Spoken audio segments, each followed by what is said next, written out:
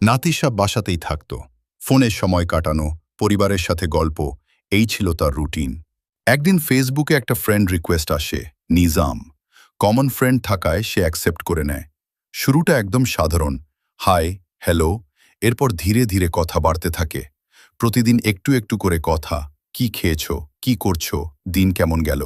নাতিশা বুঝতেই পারেনি কখন এই সাধারণ কথাগুলো তার দিনের সবচেয়ে ইম্পর্টেন্ট পার্ট হয়ে গেল। নিজামও সবসময় খেয়াল রাখত, সময় মতো খেয়েও, রাত জেগো না। এই কেয়ারগুলোই ধীরে ধীরে ভালোবাসায় বদলে গেল। একদিন নিজাম সরাসরি বলল, আমি তোমাকে পছন্দ করি, সিরিয়াসলি।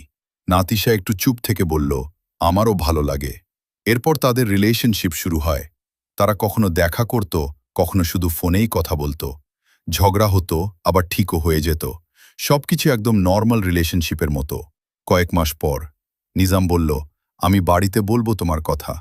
নাতিশা একটু ভয় পেলেও রাজি হলো। ধীরে ধীরে দুই পরিবার জানল, কিছু কথা, কিছু আলোচনা।